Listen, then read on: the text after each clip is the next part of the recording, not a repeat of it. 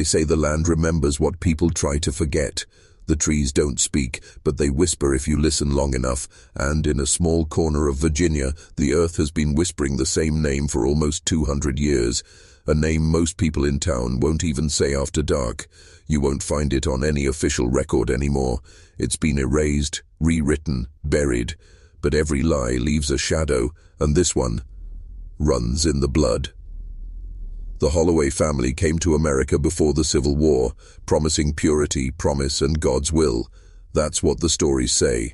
But what's left out, what's been hidden, is the truth that their legacy wasn't built on faith, but on control, on possession, on a sickness that passed not just through the body, but through the mind.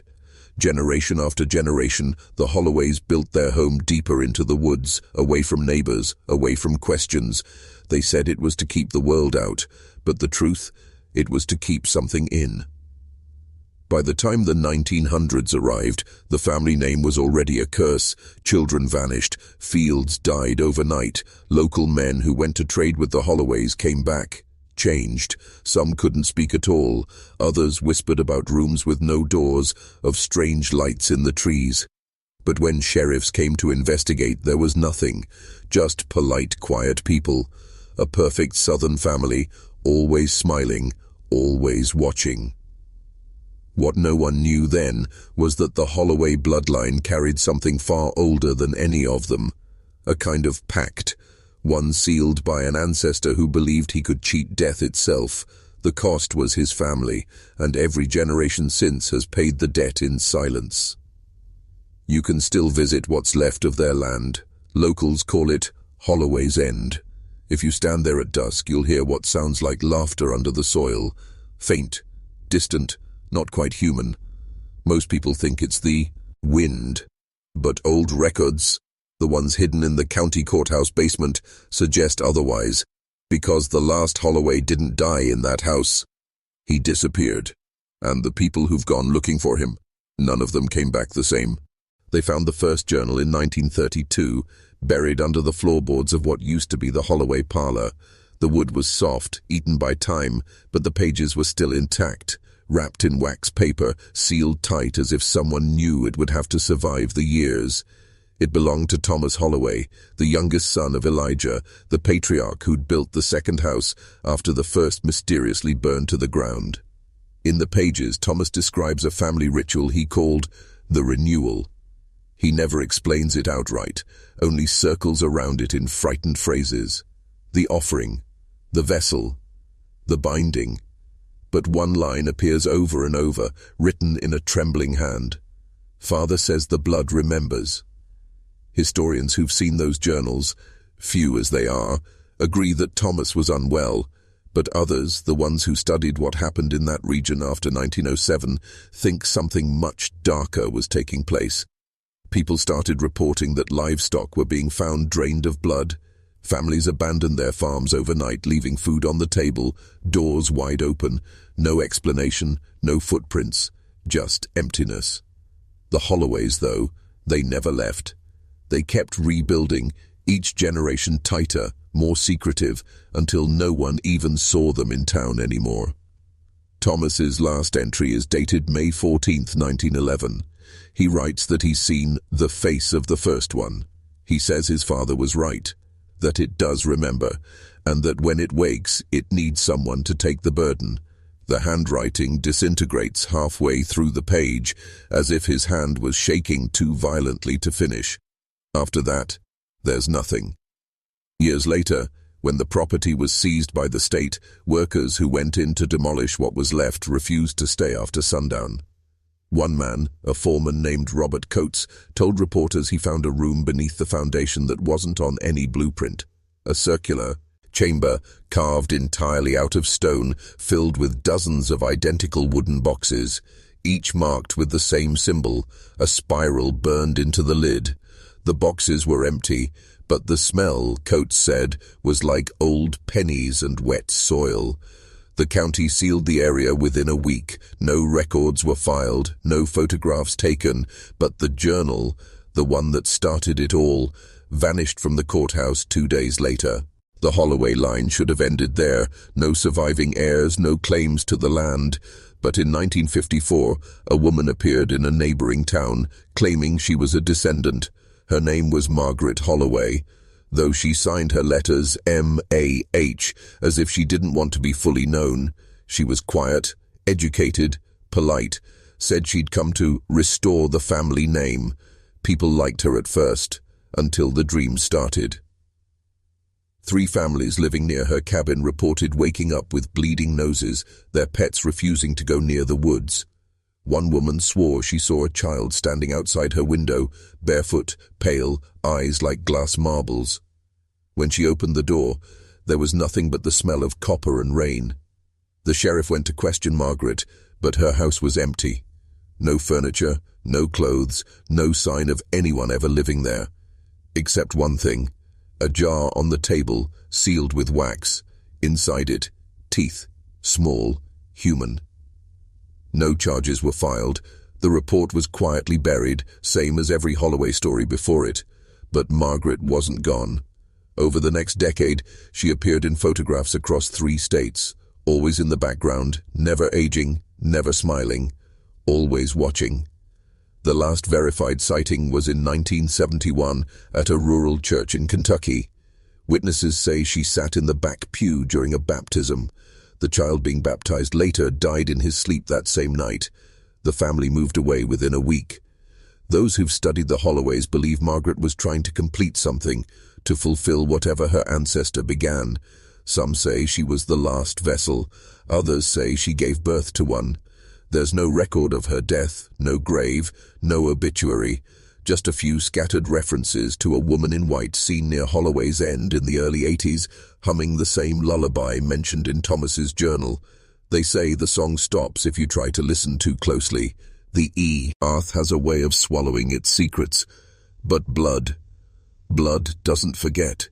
It stains everything it touches: soil, wood, memory. And for the Holloways, it wasn't just a curse, it was a calling. By the time the 1990s came, the Holloway story had faded into local folklore, the kind of tale told around bonfires meant to scare kids into staying home after dark. But folklore doesn't leave footprints. And yet, in 1994, a series of disappearances brought the name back from the grave. 4 people, all hikers, vanished within a 5-mile radius of Holloway's End. No bodies were found, but their gear was neatly stacked at the trailhead. Cameras missing, maps burned. State police sealed the forest for investigation.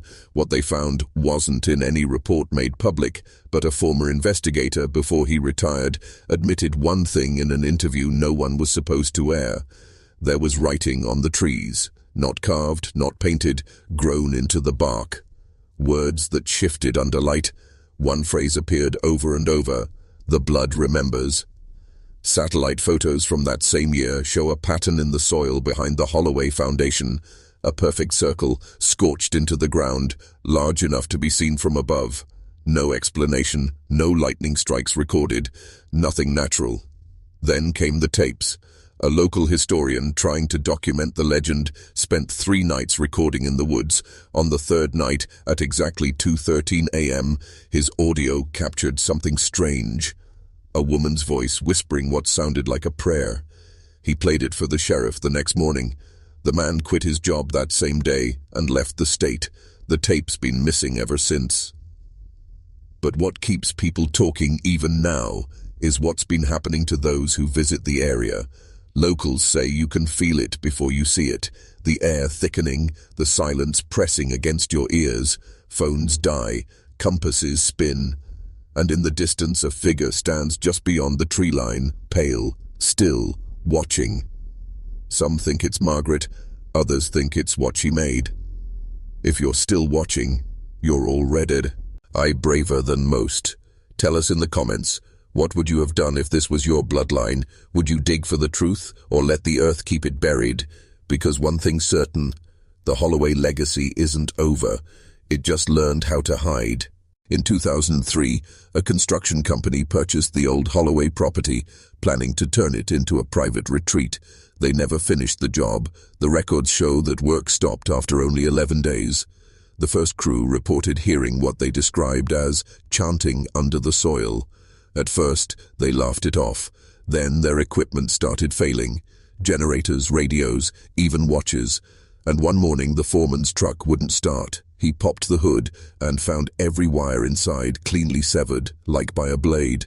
No footprints, no sign of intrusion, just the same spiral symbol scratched into the dust of the windshield. The company quietly abandoned the project, but a few of the workers came back on their own, curious or maybe obsessed. One of them, a man named Jonah Price, posted a video online in 2004. The footage is grainy, filmed at night. He's walking through what's left of the Holloway house, breathing hard, whispering to someone who isn't there.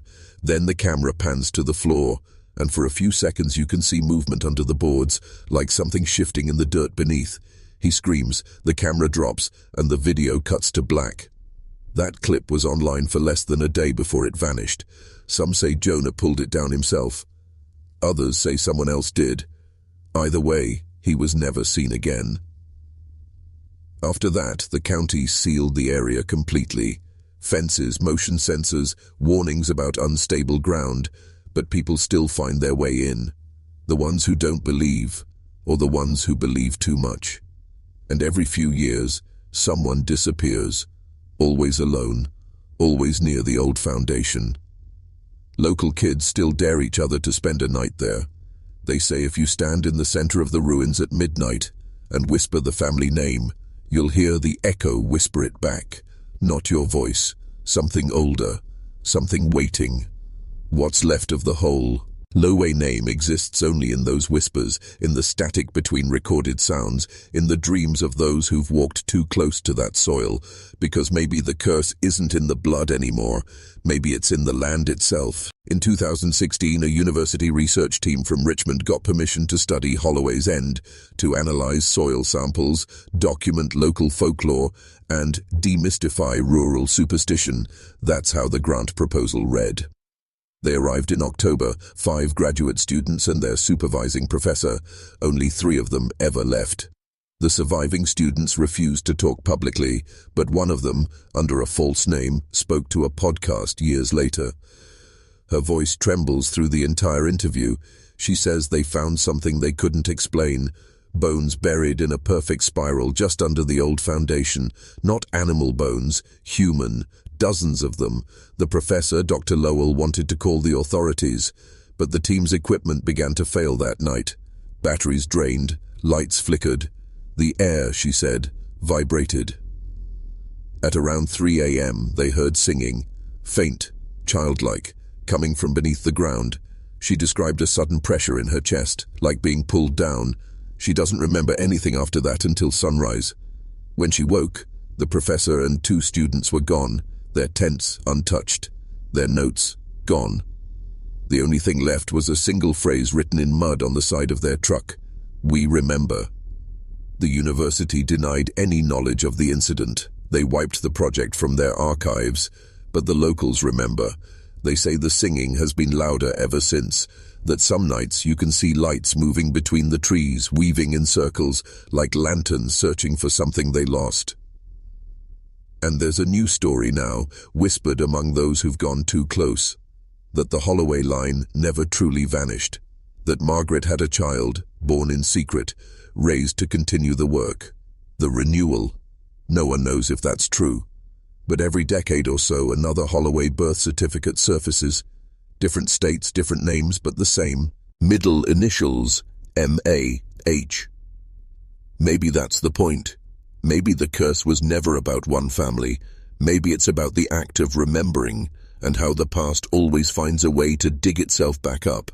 They say every curse ends with silence, but the Holloways never believed in endings, only continuations, one life feeding the next, one secret feeding another. That's what the last tape suggests. It surfaced in 2021, mailed anonymously to a small Virginia historical society. No return address, no fingerprints, just a cassette labeled with 3 words: "For the record." The audio runs for 34 minutes. Most of it is static, layers and layers of it, like voices overlapping in white noise. But near the end, a man's voice breaks through. Calm. Patient. He says his name is Michael A. Holloway. The tone isn't old, not from the early 1900s or even the 1950s. It's modern. He talks about the work continuing, about how the soil is ready again. And then he laughs. A soft, broken sound that doesn't quite fit a human throat. After that, there's only one phrase repeated until the tape ends. We remember. The archivist who received it quit her job a week later. She said she couldn't sleep, that every night she dreamed of standing in a house with no doors, listening to someone breathing under the floorboards. When she finally moved away, she left the tape behind, but the Historical Society burned down 2 months later. The fire report called it electrical. Locals said it was something else. If you visit Holloway's End now, you'll find almost nothing, just the outline of a foundation, the charred remains of wood that won't rot, and a silence that feels alive. But those who've gone there say the air changes when you speak the family name, like the ground itself exhales. Some leave gifts on the soil. Others carve messages into trees, but no one stays past midnight. Because that's when the forest wakes. And if you listen closely, you'll hear what sounds like laughter under the dirt, faint, rhythmic, almost familiar. Some say it's the wind, some say it's the Holloway, and still tending to their inheritance, still keeping the circle unbroken. And maybe if you've made it this far, you've already felt it too. That tug in your chest, the pull of something ancient, something watching. Don't ignore it. That's how it begins, because the blood remembers. And now, so do you.